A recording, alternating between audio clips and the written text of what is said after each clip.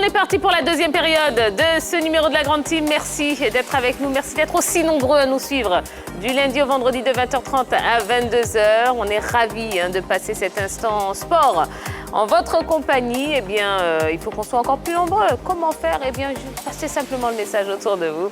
Expliquez à tout le monde que la Grande Team est disponible sur le canal 203, StarTime 740, la TNT numéro 3 ou encore en téléchargeant l'application RTI Mobile. C'est simple comme bonjour.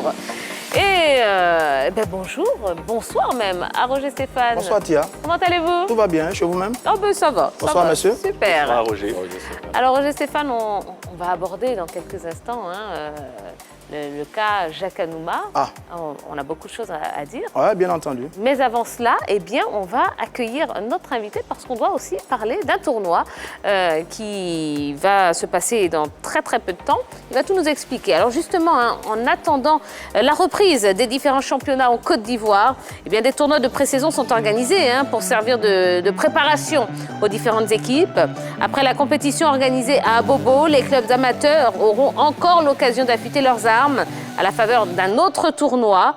Et pour en parler, eh bien, nous recevons Edmond Sengoné Bamba, membre du comité d'organisation du tournoi de préparation des clubs de Détroit, DH et District. Bonsoir, monsieur Bamba. Bonsoir, Tia. Comment allez-vous? Super bien. Et vous? Allez-y, installez-vous bien. D'accord. Voilà. C'est bon, vous êtes à l'aise? Super, ça va. OK. Bon, vous allez bien? Bien. Et la chez vous? journée? Ça va, ça se passe bien. Bon, vous êtes très élégant, monsieur Bamba. Merci bien. Ah, mais Pareillement, attendez. vous aussi. Ah, mais quand on reçoit des invités qui se sont mis sur leur 31, Ouais. Ouais, eh bien, ça fait plaisir. une vraie valeur locale. Exactement. Contrairement à ceux qui sont en costume et en cravate. N'est-ce pas, Roger Stéphane? J'ai mis une cravate aussi. N'est-ce pas? Bon, alors, monsieur Bamba, qu'est-ce qui justifie l'organisation d'un autre tournoi pour les clubs amateurs quand on sait qu'il y en a un qui a été récemment organisé et c'était plutôt du côté d'Abobo? Je tiens d'abord à dire aussi bonsoir à Henri Jo, Eh bien, allez-y. à Boris et puis au doyen Roger Stéphane. En réalité, le premier tournoi qui se joue, sinon qui a commencé sans Talent Ivoire, c'est un tournoi qui ne touche pas, j'allais dire, toutes les divisions. Et donc, Talent Ivoire, qui se veut une organisation événementielle, a souhaité à un moment donné quand même organiser un autre tournoi à côté pour permettre aussi à tous ceux qui ne compétissent pas de pouvoir jouer un tant soit peu. Donc voilà un peu. D'accord. Alors, quelles sont les conditions pour participer à ce tournoi? Non, les conditions sont, j'allais dire, forfaitaires, dans la mesure où déjà l'esprit même, ce n'est pas l'argent, c'est pas ça. Mais l'esprit, c'est d'abord faire compétir les gens parce que depuis, j'allais dire, bientôt 1 an, tout a arrêté en Côte d'Ivoire. Je veux dire, sur le plan local, là, il y a eu d'abord la pandémie à coronavirus et en plus, après cette pandémie-là, il y a eu l'élection à la Fédération ivoirienne de football qui a tout bloqué. Donc à un moment donné, on a jugé utile quand même de pouvoir faire sur nous des compétitions pour pouvoir mettre nos joueurs, de pouvoir les permettre de rester en éveil, un tant soit peu. D'accord, mais est-ce que toutes les équipes de Détroit, de DH et de District participent d'office à votre tournoi? Non, pas d'office. On a lancé une invitation à certains déjà qui sont habitués parce que la compétition a sa 4e édition. On a commencé tout doucement avec 6 clubs. Aujourd'hui, nous sommes à 24 clubs à la 4e édition. Et donc, on avait déjà ciblé un certain nombre de clubs qui sont quand même des habitués à la compétition. Et après les avoir ciblés, il fallait bien entendu atteindre un certain quota. Donc, après, on a lancé une invitation à tout le monde pour quand même permettre aux gens d'atteindre notre quota. Mais vous êtes bien nombreux quand même. La division 3, je crois que vous êtes 38. Oui. Plus de 70 clubs pour la DH. Oui. Et vous avez 24 seulement pour ce tournoi. Ça m'allait un peu peu, j'ai envie de dire. Oui, on va dire ça comme ça, mais nous, on ne veut pas parler au plus pressé. Parce que pour la 4e édition, on était, comme j'ai dit tantôt, on était à 6 équipes pour la première édition. Voyez-vous, aujourd'hui, si on est à 24, c'est déjà bon. Parce que le tout aussi, ce n'est pas d'organiser pour organiser. Il faut organiser par rapport à un timing qui nous est assigné aussi. Donc voilà pourquoi on a jugé utile à un moment donné quand même de s'arrêter à 24 pour cette année et les années à venir, essayer de voir si on peut aller à 32 pour organiser sous forme de Coupe d'Afrique. D'accord. On peut avoir des noms d'équipes qui vont participer au tournoi? Oui, il y a déjà Oza, de notre président, Hamza Gamal, qui participe. Il y a... Allez-y, Allez-y, bien entendu. Ça doit faire beaucoup, c'est un beau tournoi. Ouais. Détroit, DH, District.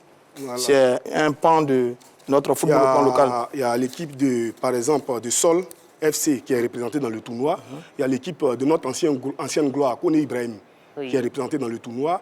Il y a ADFK qui est représentée dans le tournoi. Ainsi de suite, il y a beaucoup de clubs. Avez-vous eu des difficultés pour convaincre ces différents clubs-là de participer à ce tournoi? Si oui, lesquels? Non, les difficultés, j'allais dire pas du tout, parce que nous tous, on sait qu'aujourd'hui, tout le monde a envie de fouler. Sinon, les footballeurs ont envie de refouler les pelouses. Donc, je pense que c'est tout bénéfique pour eux d'abord, parce que quand on est athlète et qu'on est bloqué depuis près de 8 mois qu'on n'arrive pas à faire des compétitions, je pense que ça vient à point nommé quand même pour que les gens essaient d'une façon ou d'une autre de jauger un peu tout le travail qu'ils font en club. Voilà, donc sur le plan, j'allais dire, pratique, on n'a vraiment pas eu de difficultés à convaincre les participants. J'ai eu entendre qu'il y a un certain enthousiasme quand même autour de votre tournoi et que vous avez une somme de 50 000 francs à payer pour participer à la compétition. 50 000 sur 24 clubs, on est à 1 200 000. C'est ça. Est-ce que c'est suffisant pour couvrir vos frais avec tous ceux qui interviennent dans le football, notamment les arbitres, les médecins, etc. etc. Est-ce que 1 200 000, c'est suffisant pour couvrir tous les frais pour une telle compétition? Non, j'allais dire qu'on fait actuellement un peu comme on a l'habitude de faire dans les quartiers. C'est comme c'est du bénévolat qu'on faisait. Sinon, en temps normal, quand on veut faire un tournoi de ce genre-là, ça demande beaucoup plus de moyens. Absolument, ouais. Mais parce que, vous voyez, il y a comme vous l'avez cité tout à l'heure, il y a les frais qui sont alloués aux médecins, aux arbitres, parce qu'il faut prendre pour ce genre de compétition où déjà il y a des clubs, il faut prendre quand même des arbitres qui s'y connaissent dans la chose. Et donc, il y a des arbitres, il y a les traçailles des terrains, ainsi de suite. Il y a beaucoup de choses qui rentrent en ligne de compte. Mais après, comme je l'ai dit tout à l'heure, on est en phase expérimentale. Au fur et à mesure, on va prendre des dispositions pour pallier. Voilà. Absolument. Alors, déjà, on constate qu'il y a des clubs de district et des divisions d'honneur qui participent au tournoi. Quand on sait qu'au niveau des clubs de district, il y en a d'autres qui sont à l'intérieur du pays, est-ce que ce n'est pas un tournoi qui est exclusivement, en fonction des moyens des différents clubs, est-ce que ce n'est pas un tournoi qui est exclusivement réservé aux clubs qui sont dans la zone d'Abidjan? Non, pas forcément. Vous savez qu'aujourd'hui, avec la pandémie à coronavirus, il y a certaines choses quand même qu'on doit faire en prenant beaucoup de dispositions. Et donc, à un moment donné, on a voulu adjoindre les équipes de l'intérieur. On s'est dit, non, allons doucement.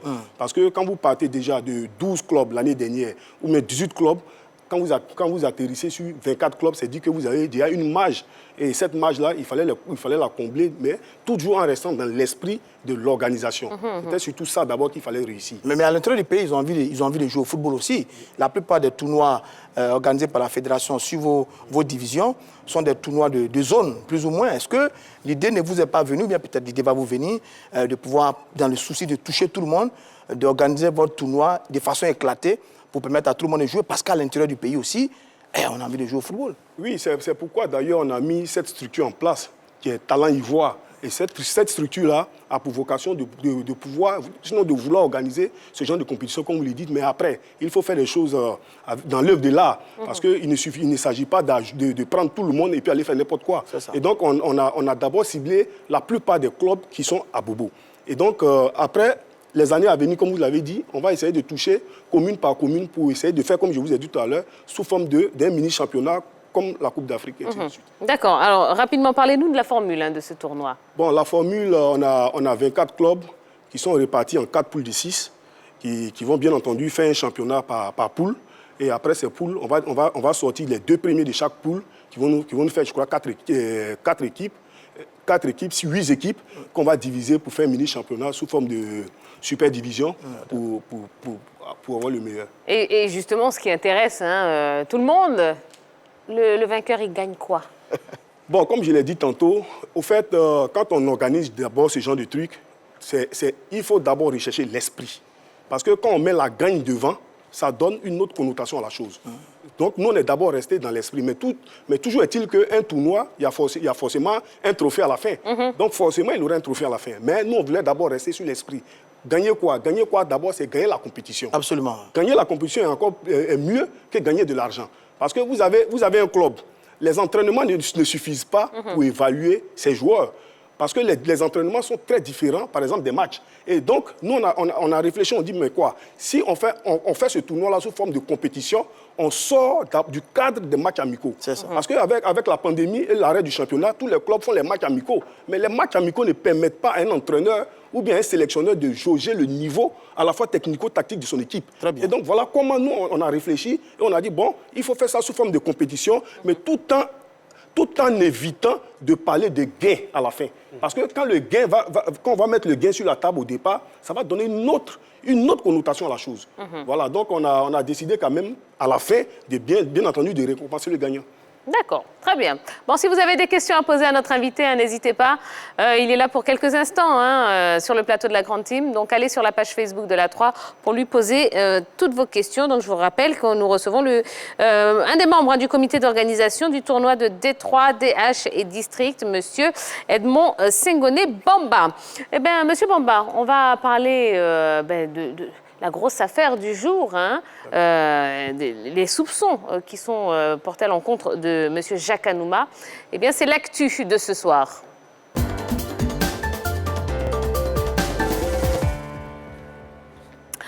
Dans une correspondance transmise à Jacques Anouma, la commission de gouvernance de la FIFA soupçonne le candidat ivoirien d'avoir reçu 10 milliards de francs CFA des autorités ivoiriennes pour sa campagne. Son staff de campagne a répondu à l'instance mondiale en rejetant ces accusations.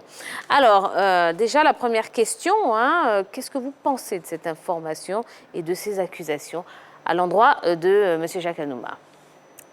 Alors, moi, ma position est connue depuis un échangement sur la FIFA et Infantino. Peut-être que ce soit la position de mes deux amis-là va évoluer un peu parce qu'ils semblaient défendre Infantino et FIFA le vendredi dernier sur un sujet de ce type.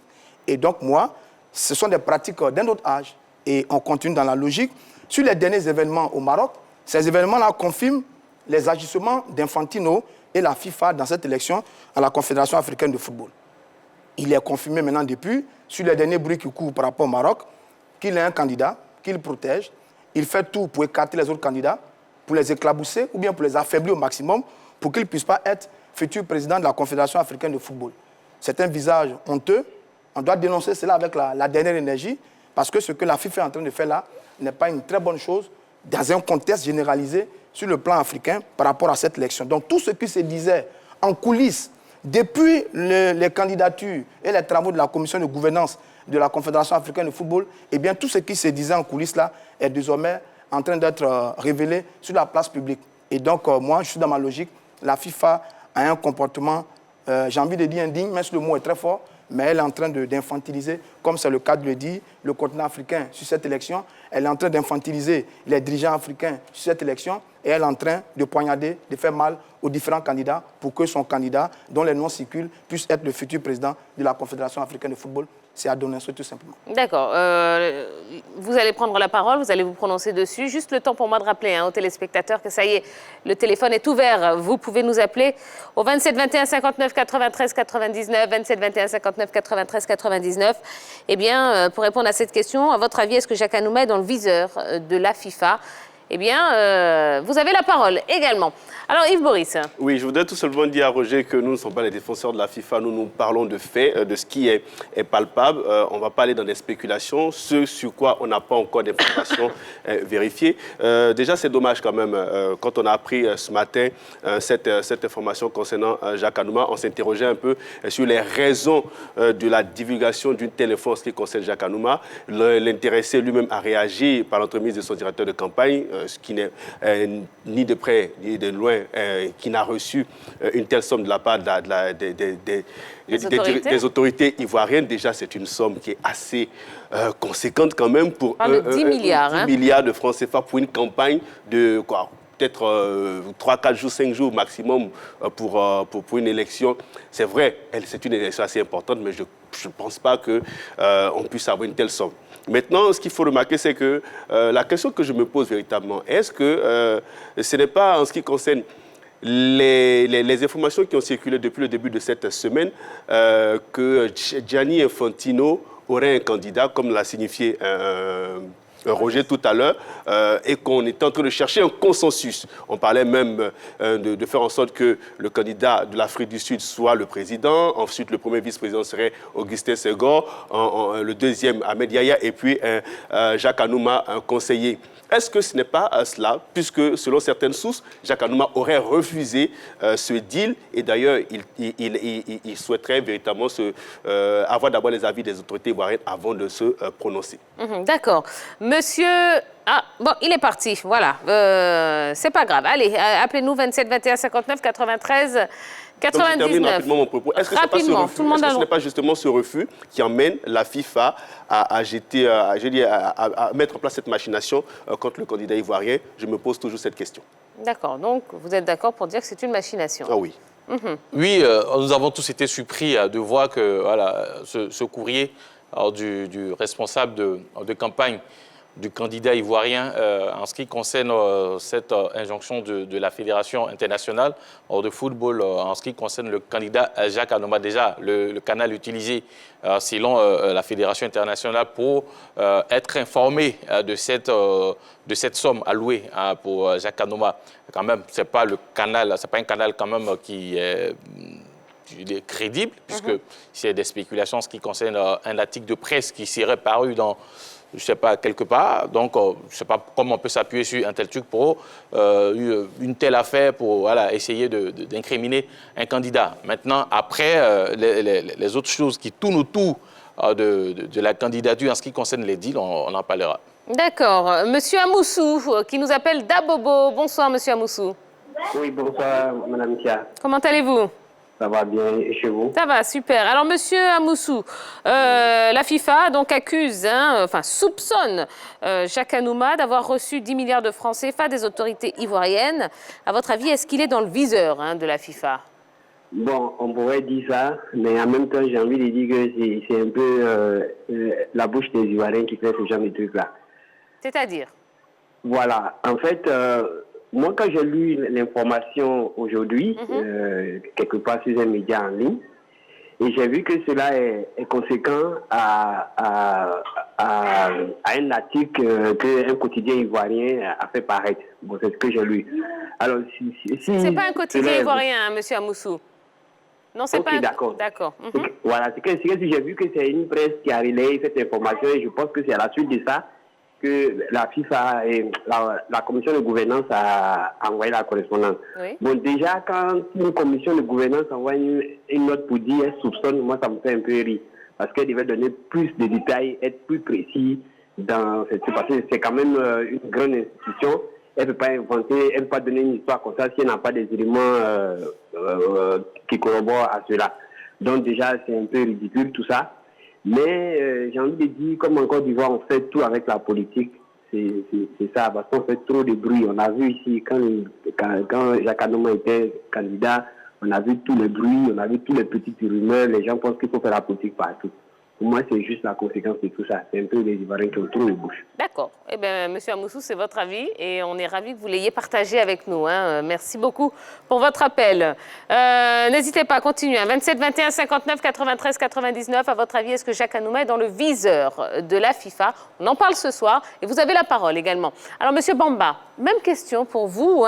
Quand vous avez appris cette information, cette nouvelle, qu'est-ce que vous en avez pensé? Vraiment, ça m'a peiné dans un premier temps parce que Jacques Anouma, quand même, c'est une grande figure du football, j'allais dire à la fois ivoirien, mais africain. Donc, on ne devait pas quand même salir son image de la sorte. Voilà. Maintenant, après, moi, à la place de Jacques Anouma, moi, je me retirais carrément de la compétition. Parce que après toute cette histoire d'argent, il y a encore derrière, pour ce qu'on a entendu, il y a encore un protocole qui est en train de se faire, je ne sais pas, pour dire que d'abord, il doit être le conseiller du prochain président, le Sud-Africain Motsepe. Donc, tout ça, l'un mis dans l'autre, quand même, ce n'est pas correct. Venant de la FIFA, ce n'est pas correct. Voilà. Donc, moi, à la place de Jacques Anouma, j'allais me retirer tout simplement parce que c'est comme si l'élection était déjà faite avant la compétition. Donc, il n'y a pas lieu de... On va prendre l'avis de monsieur Kwasi Paul qui nous appelle de Marcory. Bonsoir, monsieur. Allô? Allô, monsieur? Oui, allô, madame. Allô, oui, madame, monsieur Kwasi Paul. D'accord, je vous entends bien. Comment allez-vous? Ça va bien, chez vous? Ça va très bien. Alors, monsieur Kwasi Paul, qu'est-ce que vous en pensez? Est-ce que Jacques Anouma est dans le viseur de la FIFA, selon vous? Oui, bien sûr. Il faut le dire, mais cela dénote de la médiocrité de nos dirigeants africains à tous les niveaux. Gianni Infantino a parcouru le continent africain en même temps de corps et il a été reçu par les plus bonnes autorités africaines. Ah, je ne comprends pas. On déroule le tapis rouge, un monsieur qui vient signer le besoin sur le continent. Et puis on applaudit. Aujourd'hui, tout le monde sait qu'on a un candidat, ou bien qu'il a un candidat à lui. Ça ne se cache pas. Donc, c'est eux qui ont dû décider pour nous. Même jusqu'à dans le sport encore. Et c'est une honte. Notre candidat, c'est l'État de Côte d'Ivoire soutient la candidature Jacques de 10 milliards. Où est le problème de la FIFA? Chaque pays envoie un candidat, on donne le moyen à chaque candidat. En quoi ça les gêne que nous on soutienne nos candidats à hauteur de 100 milliards? Là, ceci, il est où? C'est une élection africaine. Et que les Africains se noient entre eux. On fait des petits arrangements, mais c'est honteux. Gianni Infantino veut l'Afrique pour sa réélection à la et il a besoin des Africains. Et il va encore venir semer le désordre ici. Mais c'est une honte. Et que des patriotes, pas patriotes, des confrères ivoiriens soutiennent les agissements de ce monsieur. Je demanderai tout simplement au président de la République de ne pas le recevoir. On a bien compris que vous n'êtes pas content de la situation et on l'entend très bien. D'accord. Donc, M. Kwasi Paul qui se rapproche vraiment de votre point de vue. Il comprend parfaitement le sujet. C'est-à-dire que c'est ceux qui ne veulent pas comprendre depuis le début qu'Infantino a un candidat. Ils ont leur raison à eux, mais ça sautait à l'œil. Je veux dire, quand on regarde tout ça, si on n'a pas les mots durs, c'est qu'on fait preuve de retenue. Parce que on se rend compte finalement que la rencontre du Maroc était une fausse rencontre. C'est qu'ils n'y étaient pas pour rencontrer Jacques Anouma, en fait. Rien du tout. Deuxièmement, sa rencontre en Côte d'Ivoire, sa visite en Côte d'Ivoire même, était aussi peut-être du pipeau. Une décision de dernière minute sur un coup de gueule poussé par un candidat qui l'a dérangé. Il a annoncé une visite. Donc tout ça, c'est un peu méprisant. Maintenant, on y arrivera tout à l'heure. Quand on regarde l'accusation faite de façon subtile au gouvernement ivoirien, bon, on s'est dit que tout ça, c'est vraiment malheureux. Mais ça veut dire que Jacques Anouma dérange. Infantino ne peut pas contrôler ce brillant dirigeant ivoirien. Bon, il est en train de payer un peu le prix de son potentiel et de sa qualité de dirigeant par rapport à toute la nébuleuse, la mafia mise en place par Infantino et la FIFA. D'accord, très bien. Je sais que vous voulez répondre à cela, Henri Jo. Attendez, on a M. Koné qui nous appelle d'Abobo. Bonsoir, M. Koné. Bonsoir, Tia. Alors, M. Koné, oui. À toute la grande team et à votre invité. Bonsoir. Alors, M. Koné, même question. À votre avis, est-ce que Jacques Anouma est dans le viseur de la FIFA? Donc, la question, c'est une bonne question. Et moi, j'ai envie de dire, la dernière fois, on était en train de débattre, je n'étais pas forcément d'accord avec Roger Stéphane quand il disait que... Quand M. Roger Stéphane disait que la FIFA, on n'avait pas de... On se disait qu'il n'y a pas de preuves, il ne faut pas qu'on accuse à tort. Mais aujourd'hui, avec ce qu'on entend là, moi, je pourrais dire que ça sent le complot. Ça sent le complot. Jacques Anouma vraiment gêne. Jacques Anouma gêne beaucoup Infantino. Donc, ils ont envie de écarter le monsieur, mais par tous les moyens. Parce que dire que le gouvernement ivoirien est en train de soutenir Jacques Anouma, qu'est-ce que ça fait? Dans tous les pays, les gouvernements vont soutenir leurs candidats. Ça, c'est clair. Maintenant, ils s'appuient sur quoi? Il ne faut pas ils vont lire des articles n'importe comment pour dire que Anouma a été soutenu par le gouvernement ivoirien. S'ils ont suivi un conseil des ministres où le secrétaire du gouvernement a dit bon, notre confrère est en train d'aller pour être candidat à la CAF, on veut quand même l'accompagner. Cela ne veut pas dire qu'on va lui donner des milliards pour aller se présenter quand même. Jacques Anouma, c'est pas un enfant, c'est une grande figure quand même du football. Hein.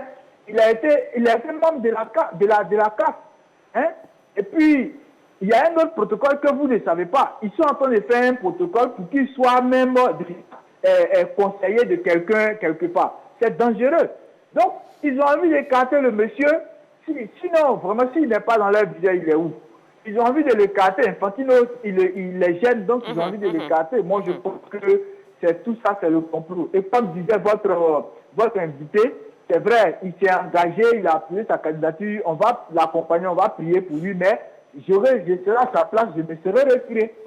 Je me serais retiré parce que je me dis que vraiment c'est n'importe quoi. C'est n'importe quoi. Si la FIFA veut qu'il y ait une bonne élection, il faut qu'elle soit impartiale. D'accord. On voit déjà qu'elle est en train de choisir quelques candidats déjà. Voilà. Moi, voilà ce que j'ai envie de dire. D'accord. Merci beaucoup, Monsieur Koné. Merci. Alors, on le disait, hein, l'information émane d'un article publié par un média, pas ivoirien, hein, on précise bien. Est-ce que c'est normal que la commission de gouvernance de la FIFA se base justement sur un simple article pour demander à Jacques Anouma de justifier la provenance de son financement de campagne? C'est ce que je disais, je trouve cela bizarre que ça soit à l'issue d'un article publié quelque part, que la commission de gouvernance demande aux candidats ivoiriens de justifier des prétendus fonds qui lui auraient été alloués par l'État ivoirien en vue de sa campagne. Alors, est-ce qu'au niveau de la FIFA, on n'a pas de structure capable de mener des enquêtes pour savoir si oui ou non le candidat ivoirien a reçu des fonds pour sa campagne? Est-ce qu'on est obligé de s'appuyer sur un article? Est-ce que l'article dit vrai? C'est toutes ces interrogations-là qu'on n'arrive pas à comprendre en ce qui concerne cette décision au niveau de la Fédération internationale de football association. Monsieur Bamba, j'aimerais bien vous entendre aussi.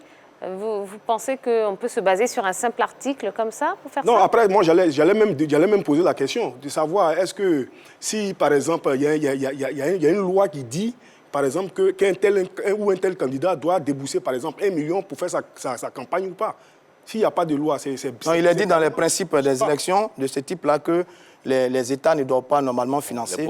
Les politiques ne doivent pas normalement financer les candidatures, les campagnes des différents candidats. Le politique ne doit pas se mêler à ce type d'opération, logiquement. Oui, mais même si tel est le cas, qu'est-ce que la FIFA a comme preuve pour dénoncer ce fait-là? Ben, c'est là qu'on est. Il y a problème, c'est là qu'on est. Alors, oui, attendez un tout petit peu. On a M. Kourouman qui nous appelle d'Abata. Bonsoir, monsieur. Bonsoir, Tia. Bonsoir, l'équipe complète. Bonsoir, M. Kourma. Alors, M. Kourma, est-ce que Jacques Anouma est dans le viseur de la FIFA, selon vous? Il n'est pas dans le viseur de la FIFA, mais il est dans le viseur du chef, soi-disant président de la FIFA. Puisque le gouvernement ivoirien connaît les règles. Le gouvernement ivoirien ne va pas donner 10 millions, mais 10 milliards au président Jacques Anouma, qu'il soit président, si ce n'est pas dans les règles. Et qu'est-ce qu'il prouve? Je suis d'accord avec Stéphane ce soir-là, pour dire que ce monsieur-là, il n'aime pas les Ivoiriens. Ce n'est pas les Africains, il n'aime pas les Ivoiriens. Comme il ne sait pas escroquer Jacques Anouma, voici pourquoi il fait sortir des prétextes farfelus pour pouvoir l'éliminer. Donc voici pourquoi la fois dernière, j'avais dit dans une émission pour dire que les Africains n'ont qu'à se donner la main. Parce que, je peux le dire, mais les Blancs ne nous aiment pas. Bon. Mais quand ils voient que toi, tu es clair, tu sais ce que tu fais... Bon, non, ne faisons pas d'amalgame. Ça fait mal, quoi. Il y a quoi à voir dedans? Pourquoi éliminer le monsieur? Si vous dites, ah, bon, allons à l'élection, si ils sont suivis, ils n'ont qu'à aller à l'élection, soit en disant que son pays lui a donné. Si son pays ne lui a pas donné, mais qui va lui donner? D'accord. Non, mais on a bien compris. Bon, après, ne rentrons pas non plus... Ne faisons pas d'amalgame, M. Kourma, s'il vous plaît. Mais ça fait mal. Non, mais je comprends bien. Mais après, bon, faisons attention quand même à nos propos, c'est quand même assez délicat. Mais on a bien compris votre idée, M. Kourma. Alors, Tia, sur l'information qui vient du site, ça me fait rigoler parce que j'ai le sentiment qu'on n'observe pas bien et on ne fait pas attention aux pratiques des gens. Les pratiques de la FIFA, ce sont ces pratiques-là. Souvenez-vous, la crise ivoirienne. Dans un de ses courriers, la FIFA a dit, selon diverses sources, et d'aucuns disent, pour justifier certaines informations qu'elle a eues. C'est exactement la même chose. C'est un site. Certains d'aucuns disent et certaines sources. Mais c'est grave de la part de la FIFA. S'appuyer sur un site pour demander des comptes à un candidat, c'est grave. Deuxièmement, plus loin, ce n'est même pas Jacques Anouma qui est visé, c'est le gouvernement ivoirien. Vous avez le montant qui est donné. 15 millions d'euros, 10 milliards de francs CFA. Vous imaginez un peu 10 milliards de francs CFA pour financer une campagne à la tête de la Confédération africaine de football, pour d'ailleurs un candidat qui a tous les atouts, qui a toutes les qualités pour être candidat à cette instance. L'action du gouvernement ivoirien, c'est des actions diplomatiques, politiques et relationnelles. Exactement les actions lancées par j'ai envie de dire, le chef de l'État avec le gouvernement avec en tête le ministre des Sports. C'est ce qu'on appelle du lobbying. Absolument. Voilà, ça s'est fait dans toutes les élections. On a vu nos différentes délégations parcourir le continent africain, aller rencontrer des présidents de fédérations, des ministres des Sports, des chefs d'État pour parler de la candidature de Jacques Anouma. Donc la FIFA est dans cette logique, mais ce n'est pas nouveau. Ce n'est pas parce que c'est fait au niveau de la CAF qu'on va penser que c'est nouveau. Parce que même dans certaines crises, elle dit souvent, les informations que j'ai, je les ai de diverses sources et d'aucuns disent. C'est exactement le même schéma de la FIFA dans cette élection. D'accord. Et concernant le lobbying dont vous parliez, c'est vrai que la Mauritanie a fait la même chose pour le candidat Ahmed Yahya. J'ai voulu aller plus loin. Quand Patrice Motsepe annonçait sa candidature, il y avait autour de lui le président de la Fédération sud-africaine de football et puis la ministre des Sports sud-africaine. Donc je constate qu'il y a toute une... les autorités se mettent en place, surtout pour accompagner le candidat qui vient de leur pays. Je crois que c'est tout à fait normal que Jacques Anouma reçoive les soutiens des autorités de notre pays pour l'accompagner dans cette élection, puisqu'il représente, comment on appelle, la Côte d'Ivoire à cette instance, à cette compétition. Et donc, je ne trouve pas logique qu'on puisse s'appuyer sur de telles allégations pour essayer de déstabiliser le candidat ivoirien. Je trouve que c'est vraiment pas intéressant de la part de la FIFA. Mais au-delà même de tout ça, on a évoqué quand même des deals, Infantino en Afrique pour essayer de pistonner un candidat ou tout ce qui tourne autour, mais les Africains eux-mêmes. Parce que tant qu'on n'ouvre pas la brèche, le président de la FIFA, il ne peut pas rentrer. Aujourd'hui, vous ne pouvez pas demander à Infantino de partir au niveau de l'UEFA et de faire ses pratiques parce que l'UEFA est une confédération très forte.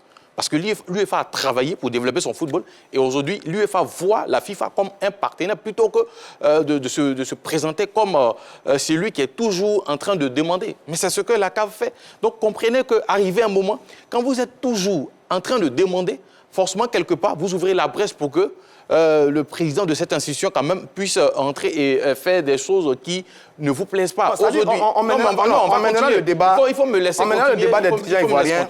Il faut me laisser continuer. Aujourd'hui, est-ce que hier, on évoquait le candidat Ahmad Ahmad qui aurait été pistonné par le président de la FIFA, qui aujourd'hui ne l'arrange pas et qui l'a poussé vers la sortie hors du jeu. Aujourd'hui, on veut prendre un autre. Mais quand est-ce qu'on va arrêter de toujours permettre que d'autres arrivent?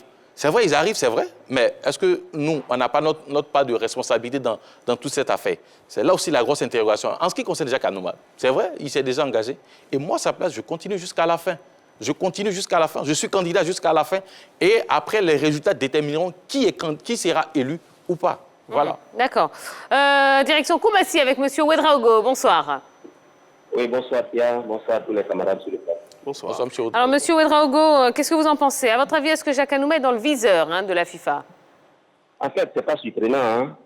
Parce que d'abord, hier, sur une radio internationale, j'ai appris qu'il y avait un arrangement qui proposait le Sénégalais comme premier vice-président, le Mauritanien comme deuxième, et puis Jacques Anouma comme conseiller spécial.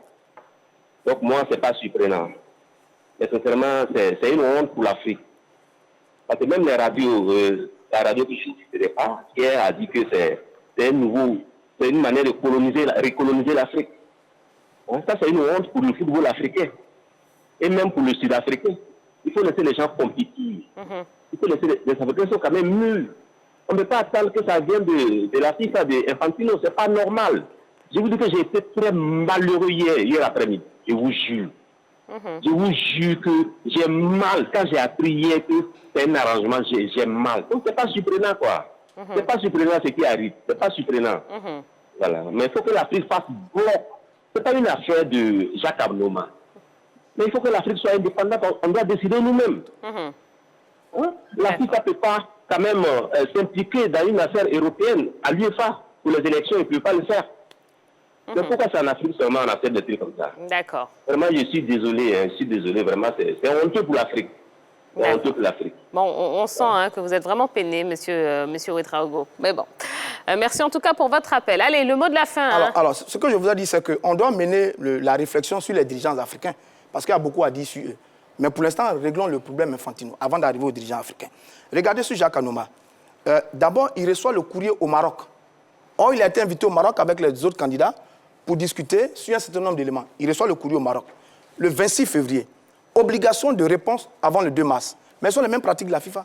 La FIFA, quand elle vous met la pression, elle vous envoie un courrier immédiatement et dans les heures, les jours qui suivent, elle demande un résultat immédiat, une réponse immédiatement. Ça se fait sur notre élection ici au plan local, on a constaté.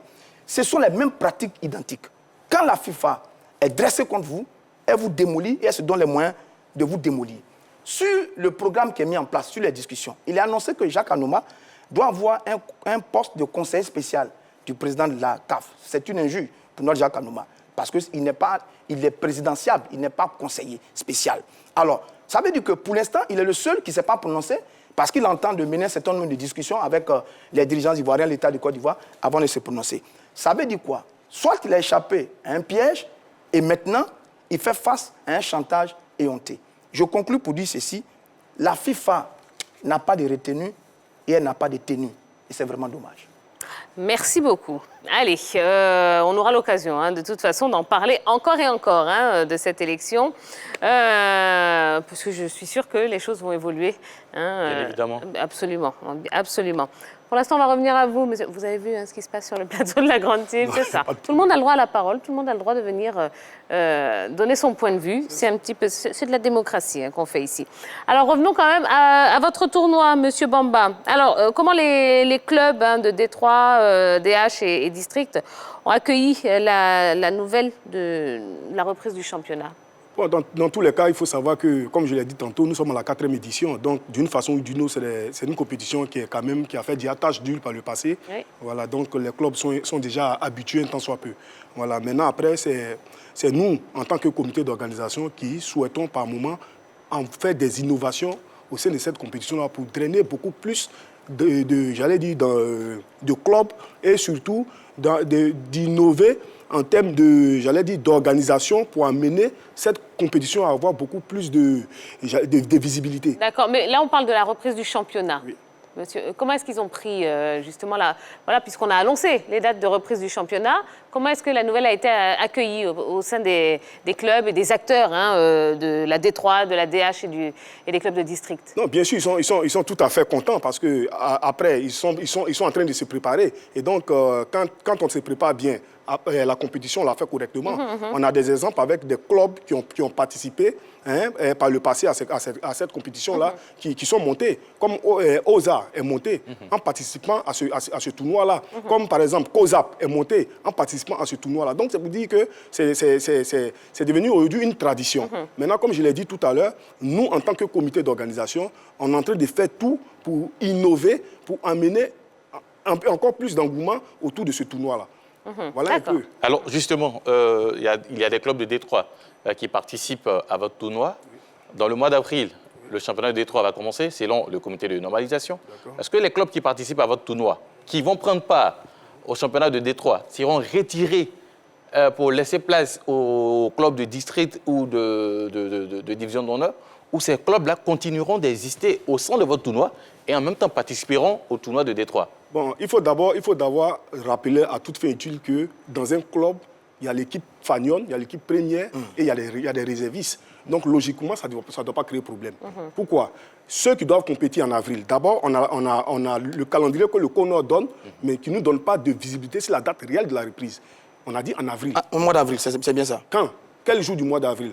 Point d'interrogation. Donc, on ne sait pas pour le moment. Mais c'est dit quoi? Que quand on rentrera dans le mois d'avril, par exemple, la compétition, on compte la finir autour du 20, du 26 avril. Donc, c'est dit quoi? Si le championnat doit commencer avant cette période-là, je pense que les clubs qui sont engagés dans ce tournoi, qui sont en 3e division, pourront simplement mettre les réservistes pour terminer le tournoi. D'accord. Allez, monsieur Bamba, dernière question. Donnez-nous toutes les informations concernant le tournoi, les dates, etc., tout ce que vous pouvez nous dire. Bon, je voulais dire d'abord que Talent Ivoire est comme j'ai dit à l'entrée, c'est une association de personnes lambda qui exercent dans le football depuis belle lurette, qui s'y connaissent un peu dans la chose. Et ce Talent Ivoire est composé de 7 personnes, dont le président Ewi Jean. Voilà. Et donc, ce groupement de personnes-là veut faire du football au niveau d'Abobo. Par exemple, une marque déposée concernant, par exemple, le football à 7. 7 football. Ça veut dire quoi? Un gardien de but plus 6 joueurs de champ. Et ce football-là, par exemple, nous qui sommes entraîneurs, nous qui sommes formateurs, on a quand même des ateliers qu'on fait avec les enfants pour jauger un peu leur niveau physique, leur niveau technique. Et donc, nous, on veut faire de ça une marque déposée au sein d'abord de nous, notre institution, au sein de notre organisation. Et donc, avant d'atteindre, je crois, la dernière journée de la compétition, on fera tout pour faire le lancement de ce football Seven-là, pour quand même donner une autre allure à la chose. Mais je voulais dire en plus que ce tournoi-là, il est fait sous le patronage du Premier ministre de la Défense, maire d'Abobo, son Excellence Ahmed Bakayoko. Et on a aussi le président de Sol FC, Soloba, qui est aussi, j'allais dire, qui nous vient en aide en tant que président de notre structure, en tant qu'un des cadres quand même, sur le plan local du football à Abobo. Ouais. Parce que c'est lui qui est le président du Sol FC. Ouais. Donc ce monsieur-là, véritablement aussi, nous accompagne dans tout ce qu'on est en train de faire. Je tenais quand même d'abord à souligner quand même leur nom pour leur dire un grand merci. Parce que quand on veut faire ce genre de truc-là, il faut forcément se faire accompagner par des gens aussi qui ont de la valeur quelque part. Et donc, par la suite, remercier le doyen Koné Ibrahim, que vous connaissez un peu quand même, ancien international, joueur de l'Africa, qui a son complexe à côté du stade de Bimpe. Et ce monsieur-là nous a donné gracieusement ce terrain-là pour faire les compétitions. Très bien. La compétition se joue sur quatre stades.